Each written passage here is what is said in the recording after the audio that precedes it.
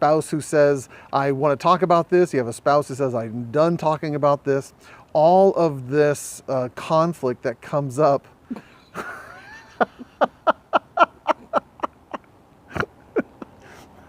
That is, that's my wife. Okay. Do you like that? Big. Thankful for my best friend and goofball. Okay, let's try this again. Ready? Go. Welcome to video 8. It is election day in America here, and it's a very appropriate day to talk about values. A lot of my sessions over the last several weeks, even up to a month, have been around this concept of who are you voting for, how do you navigate the candidates, and a lot of stress has actually been coming between spouses because you have one spouse voting one way, you have one spouse voting another, or you have one spouse who says, I'm done talking about this whole mess, or I want to talk about it, or I want to express my opinion, or I'm not going to follow you on Facebook anymore because I'm tired of hearing your opinion or hearing the opinion of your friend. Just a lot of tension, and today is kind of the culmination of that day.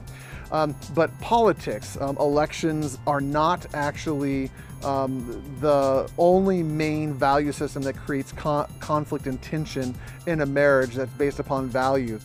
I actually think that values are the deal breakers when it comes to the sustainability of a relationship, and are one of the things that should be talked about or addressed the most before you actually enter into a long-term relationship. There's kind of 5 big topics or value systems that people need to be on the same page, or else it's going to be really difficult to go long-term with someone in your life. Those 5 topics are sex, money, parenting, faith, and family.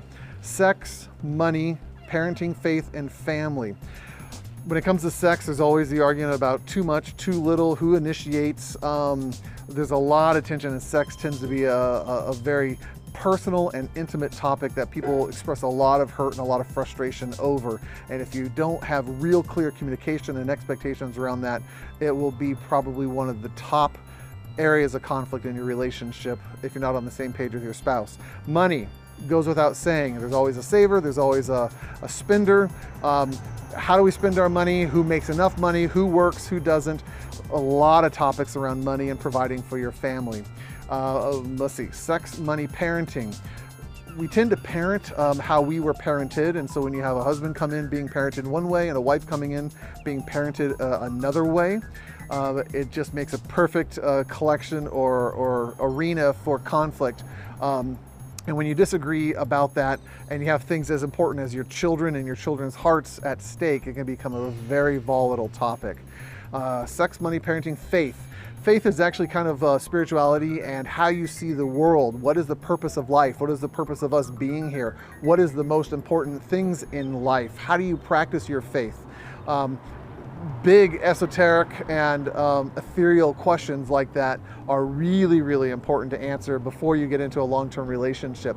And then finally, family. Not immediate family, but typically extended family. I kind of referred to this in video 2 around the holidays, and how do you handle parents and step-parents and sisters and aunts and brothers and all the expectations that come around those relationships, and how do you plan on disappointing them, or do you disappoint your spouse or your kids, and having those priorities. A lot of conflict, especially around this time of year, comes up around family issues.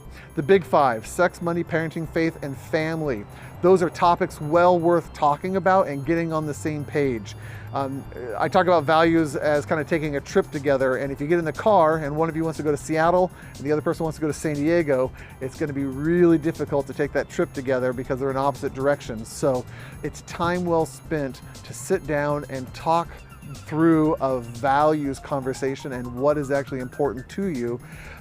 And when you sit down and have that conversation, instead of trying to convince the other person they should adopt your values, you'll get a lot more traction if you sit down and say, tell me why you actually believe this, or why this is important to you. When you enter into the curiosity position rather than the convincing position, you're going to get a lot more traction with your spouse, build a lot more trust, and be heard when you want to share your reasons or your values that are important to you. Anyway, November 8th, Election Day, values. That's the video today. Thanks so much for watching. Enjoy having you all here and look forward to seeing you tomorrow on video number 9. Enjoy your night. Take care. Bye-bye.